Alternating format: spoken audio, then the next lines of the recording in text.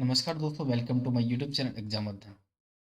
अभी हम एडिटोरियल देख रहे हैं। हालांकि आज के एडिटोरियल मोस्टली जो यूरोपियन यूनियन थी, उनके जो लीडर्स आए थे भारत में जो गणतंत्र दिवस के समारोह के अवसर पर, उनके द्वारा जो डील की गई हैं उन्हीं के बारे में मुख्यतः चर्चा है। और एक जो संसद निधि होती है, उनका जो फंड होता है उससे संबंधित। आइए देखते हैं। पहला दैनिक भास्कर का एडिटोरियल है, यू से डील अमेरिका को एक शालीन जवाब है। ट्रंप के टैरिफ, बल प्रयोग और रोजाना की धमकियों ने देश से सहज दशकों से सहज रूप से चल रही विश्व व्यवस्था की चूलें हिला दी। इसने दुनिया को विकल्प ढूंढने पर भी मजबूर कर दिया है। 27 देशों के संगठन ईयू ने भारत से 19 साल से उबड़ खाबड़ रास्तों पर डगमगाती ट्रेड डील अंततः मुकम्मल की है। अब भारत अपनी कृषि और संलग्न वस्तुएं, टेक्सटाइल, मेटलर्जी उत्पाद जो 22.9 ट्रिलियन डॉलर जीडीपी वाले संगठन को बेच पाएगा। देखो, 22.9 ट्रिलियन डॉलर जीडीपी संगठन ईयू का ये जीडीपी है। उसको अपना जो भारत देश है, कृषि और संलग्न वस्तुएं जैसे कि टेक्सटाइल, मेटलर्जी जो उत्पाद होते हैं, उनको बेचने की बात की गई है। उसकी हाई एंड कारें, तकनीकी हथियार और शराब कम दरों पर हासिल करेगा। भारतीय टैलेंट के लिए ईयू में नया द्वार खुलेगा। रूस से तेल न खरीदने की कोई शर्त नहीं होगी, ना ही नेट जीरो कार्बन उत्सर्जन करने की गति समय सीमा में बढ़ाने की एकमात्र शर्त। ईयू प्रमुख का मानना है कि इसके दूरगामी परिणाम होंगे। यूँ जानता है कि नेट जीरो कार्बन उत्सर्जन के भारत के प्रयास दुनिया के अन्य देशों से ज़्यादा हैं। बहरहाल, यह डील ट्रंप को एक शालीन जवाब है। अमेरिका के बिना भी दुनिया दौड़ सकती है। आने वाले वर्षों में ईयू भारत का सबसे बड़ा ट्रेड पार्टनर होगा। इसके अलावा सामरिक क्षमता वाले जर्मनी, फ्रांस, डेनमार्क से व्यापार का भी अपना महत्व होगा। ट्रंप को भी उम्मीद थी ट्रंप को भी उम्मीद थी कि उनके इशारे पर ईयू भी आरोप लगाएगा कि भारत रूस से तेल खरीदकर उसे परोक्ष रूप से यूक्रेन के खिलाफ वित्तीय मदद दे रहा है, और ऐसा कहकर वह भारत से दूरी बनाएगा। लेकिन ईयू और नाटो का अपमान उसके हमारे साथ खड़े होने का बड़ा कारण है। अगला आइए दैनिक जागरण का ये एडिटोरियल देखते हैं, सबसे बड़ा और प्रभावी व्यापार समझौता। डॉक्टर जयंती लाल भंडारी बहुत ही फेमस लेखक, अर्थशास्त्री हैं। आइए देखते हैं। आखिरकार नई दिल्ली में आयोजित भारत यूरोपीय संघ के शिखर सम्मेलन में भारतीय प्रधानमंत्री मोदी और यूरोपीय आयोग की अध्यक्ष उर्सुला वान डेर लेयन की उपस्थिति में भारत ईयू के बीच ऐतिहासिक फ्री ट्रेड एग्रीमेंट यानी मुक्त व्यापार समझौते का ऐलान कर दिया गया है। प्रधानमंत्री मोदी के अनुसार यह एफटीए एफटीए दुनिया की दो बड़ी अर्थव्यवस्थाओं के बीच तालमेल का शानदार उदाहरण है। उर्सुला ने भी इस समझौते को सभी मदर ऑफ ऑल डील्स कहते हुए यह रेखांकित किया है कि दुनिया के वर्तमान ग्रोथ सेंटर और इस सदी के आर्थिक पावर हाउस भारत के साथ यह एफटीए यूरोप को दुनिया के सबसे तेजी से बढ़ते आर्थिक क्षेत्रों में पहली बढ़त दिलाएगा। इस एफटीए से 2 अरब लोगों का एक साझा ब्याज बाजार तैयार होगा। यह संयुक्त बाजार वैश्विक सकल घरेलू उत्पाद यानी जीडीपी के लगभग एक चौथाई हिस्से का प्रतिनिधित्व करेगा। इस एफटीए ने अमेरिका के द्वारा लगाए गए ऊंचे टैरिफ के बीच भारत और ईयू को नई रणनीतिक गोलबंदी के साथ व्यापारिक संबंधों को नई दिशा दी है। भारत ईयू एफटीए के लिए बातचीत 2007 में शुरू हुई थी, लेकिन 2013 में यह वार्ता थम गई थी। जून 2022 में वार्ता फिर से शुरू की गई, जो अब अंजाम तक पहुंची है। भारत और यूरोपीय संघ दोनों वैल्यू चेन के अलग अलग स्तरों पर काम करते हैं। भारत प्रमुखतः श्रम प्रधान और प्रसंस्करण आधारित वस्तुओं का निर्यात करता है। भारत प्रमुखतः श्रम प्रधान यानी कृषि से संबंधित और जो प्रोसेसिंग से संबंधित जो वस्तु रहती है उनको निर्यात करता है, जबकि यूरोपीय संघ मुख्यतः जो पूंजीगत वस्तुएं होती हैं, उन्नत प्रौद्योगिकी होती हैं और औद्योगिक उत्पादों की आपूर्ति करता है। पिछले वित्त वर्ष 2024-25 में भारत और 27 देशों के संगठन ईयू के बीच वस्तुओं और सेवाओं में कुल व्यापार 190 अरब डॉलर से अधिक का रहा। इसी वित्त वर्ष में दोनों के बीच वस्तुओं का द्विपक्षीय व्यापार 136.53 अरब डॉलर रहा।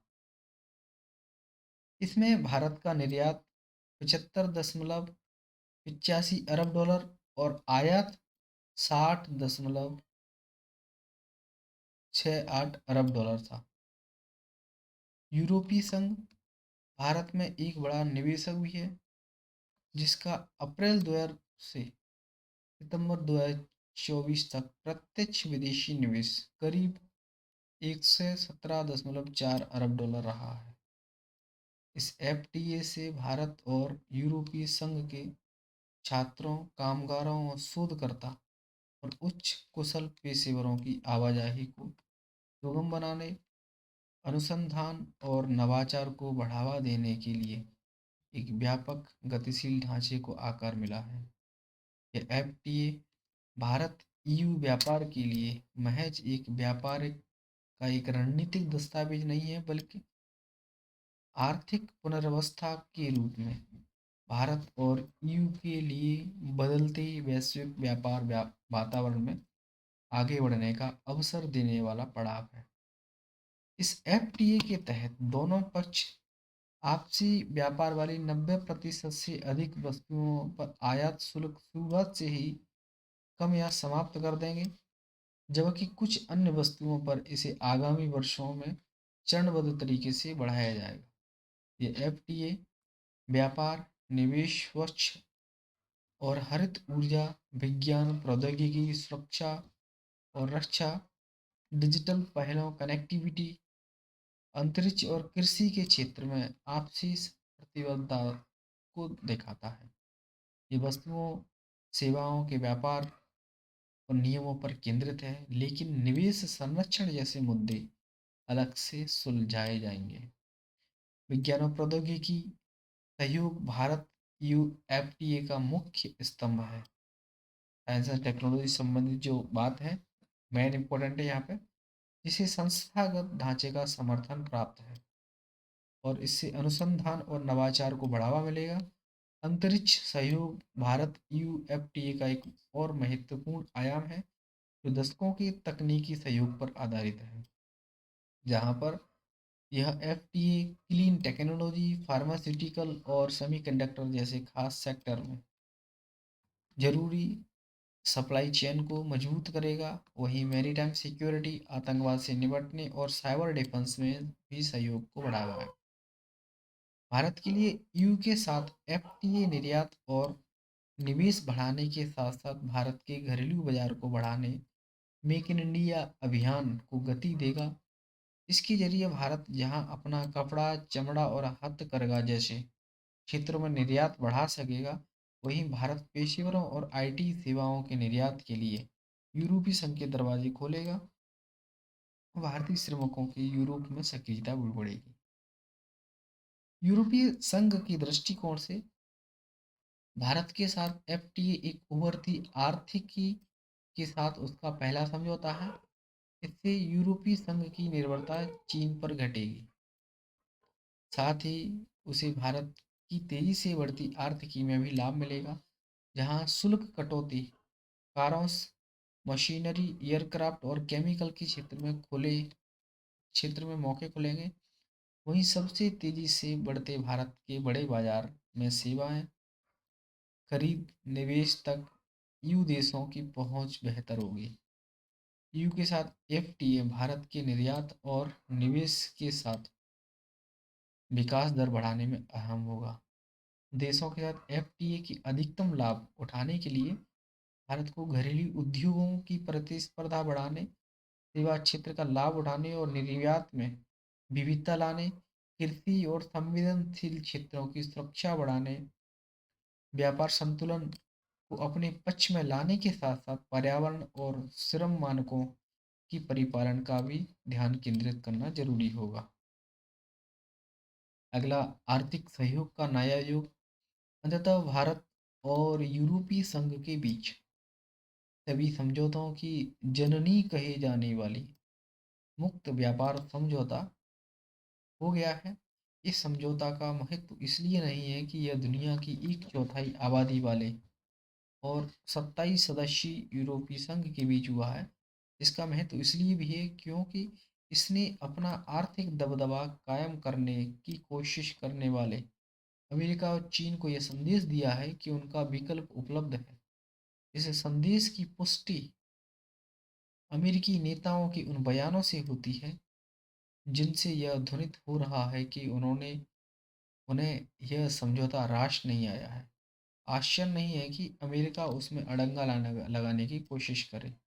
वास्तव में टैरिफ के मामले में अमेरिका के मनमाने रवैये ने इस समझौते की राह आसान की।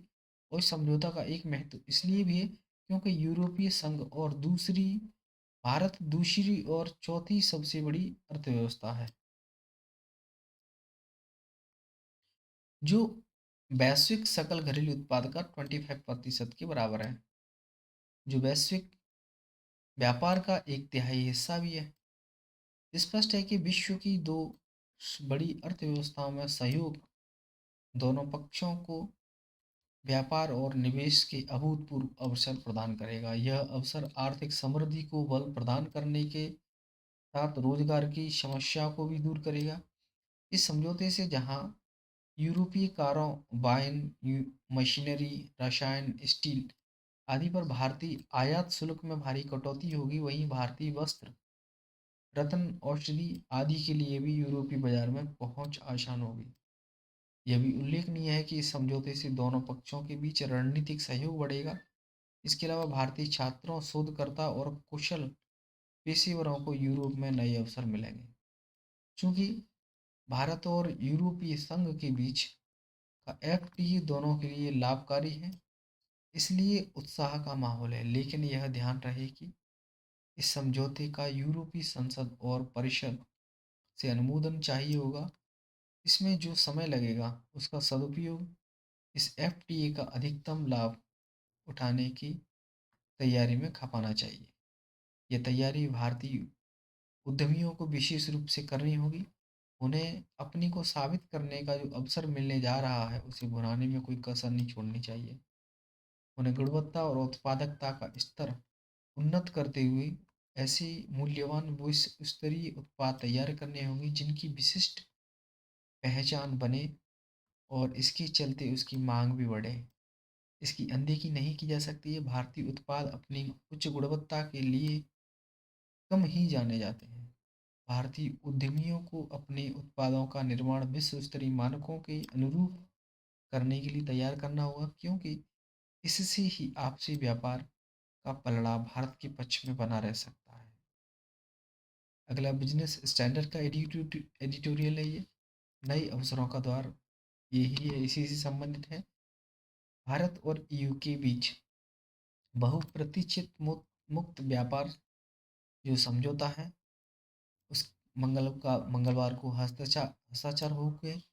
और हाल के दिनों में यह दुनिया में अपनी तरह का सबसे बड़ा समझौता है, जो 2 अरब लोगों का बाज़ार तैयार करता है। बहरहाल 16वीं भारतीय यूरोप संघ जो शिखर बैठक है और दोनों पक्षों के नेताओं का संवाद केवल व्यापार तक सीमित नहीं रहा। इस अवसर पर अन्य समझौतों पर भी हस्ताक्षर हुए ताकि आपसी सहयोग को बढ़ाया जा सके, रिश्तों को मजबूत किया जा सके। उदाहरण के लिए बात करें तो दोनों पक्षों ने भारतीय यूरोपीय संघ की सामरिक साझेदारियों के सभी पहलुओं को शामिल करने वाले एक व्यापक दस्तावेज भी तैयार किया। भारत और यूरोपीय संघ रक्षा और सुरक्षा पर सहयोग को बेहतर बनाएंगे। गतिशीलता पर सहयोग के लिए एक व्यापक ढांचा भी सहमति से तय किया गया। और भारत यूरोपीय संघ सेवाओं के क्षेत्र में कई उप क्षेत्रों को एक दूसरे की प्राथमिकताओं को समायोजित करने के लिए खोलेंगे। यूरोपीय संघ ने भारतीय छात्रों को पढ़ाई के बाद कामकाजी वीजा देने का भी वचन दिया है। जहाँ तक व्यापार समझौते की बात है, यहाँ कानूनी अनिवार्यताएं पूरी होने के बाद ही लागू होगा, लेकिन इससे जो हासिल हुआ है वह उल्लेखनीय है। 24-25 में भारतीय यूरोपीय संघ द्विपक्षीय व्यापार करीब 136.54 अरब डॉलर था और भारत ने उसे 75.85 अरब डॉलर मूल्य की वस्तुओं का निर्यात भी किया है, जबकि आयात 60.68 अरब डॉलर का रहा है। पैमानों को देखते हुए व्यापार बहुत तेजी से बढ़ सकता है।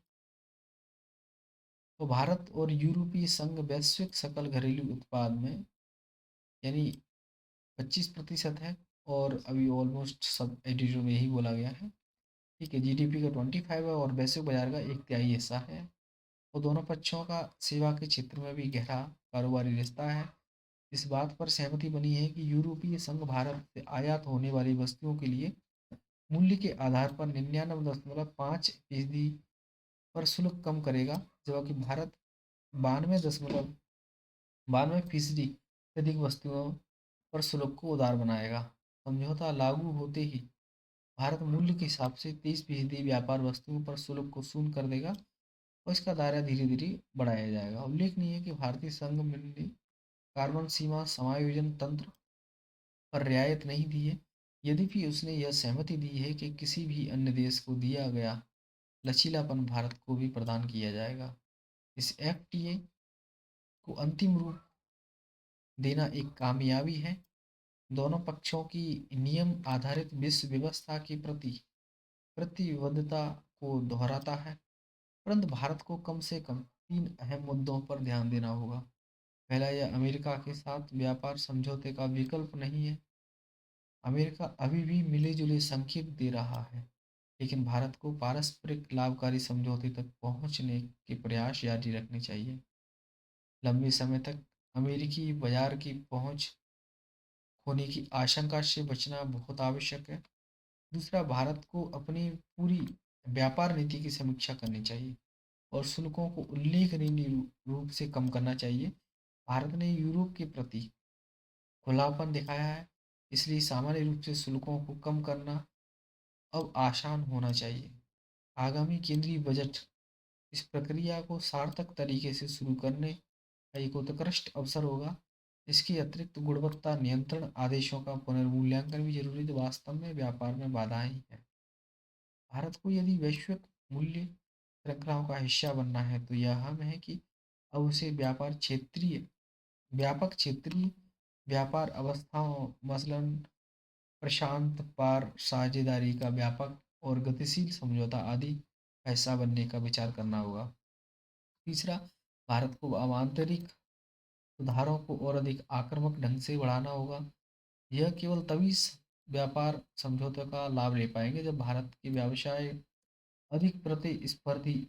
एफटीए की एक आम आलोचना तभी होती है कि भारतीय व्यवसायों को लाभ नहीं पहुंचाते हैं। ऐसी प्रतिस्पर्धात्मकता के कारण होता है, तो आंतरिक सुधार भविष्य में ऐसे नतीजों से बचने में मददगार साबित हो सकते हैं। और ये दुनिया में भारत का बढ़ता कद बढ़ाता करार। अरुण कुमार वरिष्ठ अर्थशास्त्री हैं। भारत और यूरोपीय संघ के बीच जो फ्री ट्रेड एग्रीमेंट हुआ ऐतिहासिक तो है ही, वक्त की ज़रूरत भी है। वैसे भी हर अंतर्राष्ट्रीय समझौता अपनी तात्कालिक अनिवार्यताओं और भविष्य की संभावनाओं से प्रेरित होता है। दरअसल यूरोप और भारत दोनों को इस समय एक दूसरे की बहुत ज़रूरत है। अमेरिका ने दोनों को दबाने की कोशिश की है, हमसे ज़्यादा प्रतिकूल बल्कि एक तरफा शर्तें उसने यूरोपीय संघ पर भी थोपी हैं। अमेरिका ने यूरोपीय संघ के उत्पादों पर 15% आयात शुल्क तो लगाया है, इसके साथ ही यह शर्त भी नत्थी कर दी, यूरोपीय संघ अमेरिकी उत्पादों पर कोई शुल्क नहीं लगा सकता। यह नहीं, अमेरिका में 600 बिलियन डॉलर का निवेश करने को भी कहा। ग्रीनलैंड के मसले पर ट्रंप ने यूरोपीय संघ पर जैसे दबाव बनाया, वह पूरी दुनिया में चर्चा का विषय बन गया। ऐसे में स्वाभाविक ही है कि यूरोप के देश वाशिंगटन से बेहद नाराज हैं। इधर भारत भी ट्रंप प्रशासन की कारगुजारियों से खुश नहीं है। यूरोप के देश भारत के विशाल बाजार और आर्थिक भविष्य की अहमियत समझते हैं, इसलिए दोनों ने एक दूसरे की तरफ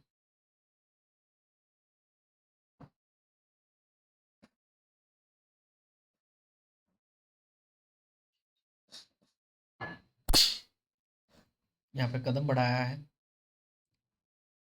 और यहाँ पे भारत और यूरोपीय संघ का यह समझौता कितना प्रेशर है, ये सब का अंदाजा इसी से लगाया सकता है। इस करार पर मोहर लगने के पहले ही अमेरिकी वित्त मंत्री स्कॉट बेसेंट ने धमकी तो देना शुरू कर दिया कि भारत पर लगा अतिरिक्त फीसदी 25% शुल्क हटाया जा सकता है। बेसेंट ने इसके लिए रूस से भारत द्वारा तेल आयात में कटौती की आड़ ली। हालांकि इस समझौते को लागू होने में अभी कुछ समय लग सकता है, क्योंकि यूरोपीय संघ की संसद से पारित होने के बाद सभी 27 देश अपने अपनी संसद संसद में से पारित करेंगे। शायद इसलिए इसे अगले साल से लागू होने की बात कही गई है। मगर इसका तात्कालिक राजनीतिक फायदा यही हो सकता है कि अमेरिका अतिवादी रुख अपनाने से बाज आ जाए। पिछली करीब 18 वर्षों से भारत और यूरोपीय मुक्त व्यापार समझौते के लिए प्रयासरत थे, मगर जिन कारणों से अमेरिका से बात नहीं बन पा रही थी, वही वजह यूरोपीय संघ के साथ हमारे समझौते में अड़चन बनी हुई है। अमेरिका की तरह यूरोप के देश भी हमारे कृषि बाजार तक अपनी निबंध पहुंच चाहते रहते हैं, मगर यह मानना हमारे लिए बहुत मुश्किल है। करार से ज़्यादातर कृषि उत्पादों को अलग रखा गया है, लेकिन कुछ कृषि उत्पादों पर हमने अपने टैरिफ में कटौती करने का जो ऐलान किया है, उससे हमको कुछ नुकसान हो सकता है। इसी तरह स्टील कार्बन उत्सर्जन के सवाल पर हमें जितनी रियायत रियायत की अपेक्षा थी, वह नहीं मिल सकी, मगर अंतर्राष्ट्रीय समझौतों में लेन देन स्वाभाविक बात है। अब समझौता हो चुका है। व्यापक तौर पर देखें तो दोनों लाभ लाभ दोनों पक्षों को होने वाला है। यूरोपीय आयोग की अध्यक्ष उर्सुला वॉन डेर लेयन ने कहा है कि इस समझौते के लागू होने के बाद लगभग 43.5 हजार करोड़ रुपए के टैरिफ कम हो जाएंगे। इस समझौते से हमारी 90% से अधिक चीज़ें शून्य टैक्स के साथ यूरोपीय देशों में बिक सकेंगी। अमेरिका टैरिफ से अमेरिकी टैरिफ से भारत के जिन कारोबारी क्षेत्रों को धक्का लगा है, उनको इस समझौते से यकीनन बड़ी राहत मिली, और खासकर कपड़ा, चमड़ा, मछली, आभूषण कारोबार आदि से जुड़े व्यापार को बड़ा फायदा होने वाला है। इन सामानों पर अभी जो अलग अलग शुल्क लगते हैं, वे शून्य हो जाएंगे। इसका बड़ा लाभ यह है कि इन क्षेत्रों में बड़े पैमाने पर रोजगार सृजन होता है। यूरोप के नज़रिए से देखें तो जर्मन और फ्रांस जैसे देशों को इसका फायदा होगा, क्योंकि ये देश ऑटोमोबाइल निर्माण में दुनिया के अग्रणी देश हैं। विश्व व्यापार में सबसे महत्वपूर्ण कारोबारी शर्तें यही होती हैं कि प्राय तकनीकी रूप से मजबूत देश तीसरी दुनिया के देशों को दबाते आए हैं। WTO या उससे पहले जो गेट होता था, क्योंकि उन्नत तकनीक के मामले में उसका दबदबा होता था, इसका भी फायदा उठाते थे। इसका अंतिम नुकसान गरीबी देशों के कामगारों को होता था। अमीर देशों में उपभोक्ताओं की चीज़ें क्योंकि सस्ती मिलती हैं, इसलिए उनके यहाँ महंगाई नियंत्रित रहती है। इसलिए संतुलित व्यापार सबके हित का माना जाता है। इस लिहाज से भारत यूरोपीय संघ समझौतों की शर्तें संतुलित हैं। हालांकि हमें यहाँ यह देखने की जरूरत है कि अब तक हमने जिन जिन देशों के साथ व्यापारिक समझौता किया है उनका निर्यात तो बढ़ गया, लेकिन हमारा उतना उतना नहीं बढ़ा। इसकी एक बड़ी वजह है कि हमारे पास उनकी जैसी टेक्नोलॉजी नहीं है। इस लिहाज से इस समझौते से हमें मदद मिल सकती है। हमारे बच्चों को यूरोप के संस्थानों में जाकर पढ़ने का अवसर मिलेगा। भारतीय आईटी क्षेत्र समेत विभिन्न क्षेत्रों के पेशेवरों को यूरोप का बड़ा बाजार मिलेगा। वहाँ उनके लिए काम करने की स्थितियाँ आसान होंगी। भारत और यूरोप की आबादी को जोड़ लें तो यह दुनिया की 2 अरब से अधिक आबादी हो जाती है। अगर इसमें अफ्रीका के देश भी जुड़ गए ना तो ये अमेरिका विहीन शेष दुनिया की ओर कदम बढ़ जाएगा। इसलिए समझौते को इतना महत्वपूर्ण समझा जा रहा है। इसमें कोई दो राय नहीं हो सकती है कि इस समझौते से दुनिया में भारत का कद और बढ़ा हुआ है। अब देखने वाली बात है कि अमेरिका इससे क्या सबक लेता है और वह दुनिया को क्या ऑफर करता है। उसने 10% का न्यूनतम टैरिफ तो सब पर लगा दिया है, उसके ऊपर ही वह बढ़ता जा रहा है। अगर दुनिया के बड़े देश इसी तरह मिलकर आपस में व्यापार बढ़ाते हैं तभी संतुलन आ सकेगा और अमेरिका दबाव शिथिल पड़ेगा। क्योंकि यूरोप लोकतंत्र का बड़ा हिमायती रहा है, इसलिए भारत को यूरोप के साथ कदम ताल करने में कोई कठिनाई नहीं होगी। यह समझौता अन्य देशों को भी भारत के साथ मुक्त व्यापार के लिए प्रेरित करेगा।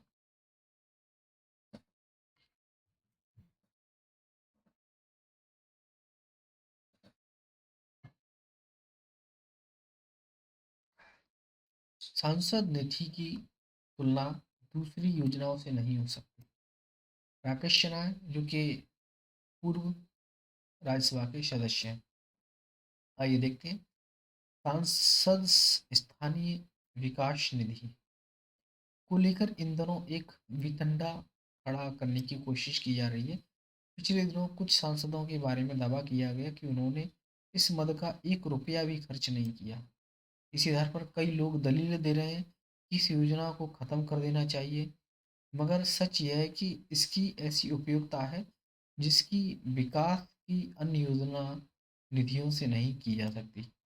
इसकी व्यापक संदर्भ में देखनी आवश्यकता है। इसका कारण यह है कि देश की आधारभूत संरचना में प्रगति अब ठोस यथार्थ बन चुकी है। सड़क, पानी, बिजली, नाली, सीवर आदि जो कल तक स्थानीय लोगों की ज्वलंत समस्या हुआ करती थी और लोग उसके समाधान की अपेक्षा संसद विधायक विकास निधि से रखते थे, वह बात अब प्राय नहीं रही है।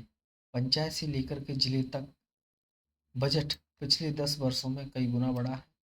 यहाँ एक बात और स्पष्ट करना जरूरी है कि दुनिया के सभी पदों के पास घोषित शक्तियाँ होती हैं और पद के अनुपात में उनका विशेषाधिकार भी रहता है, परंतु संसद के पास शक्ति शून्य है। वो जनता की वैधानिक ताकत से प्रतिनिधि बनता है और जनता के जीवन के सभी आयामों से उसका सरोकार होता है। अतः संसद की ताकत विशेषाधिकारों के गर्भ से उपजता है। संसद निधि इसी विशेषाधिकार को रेखांकित करता है। इसके उपयोग में जितनी प्रयोग धर्मिता होगी, परिणाम उतने ही प्रभावी होंगे।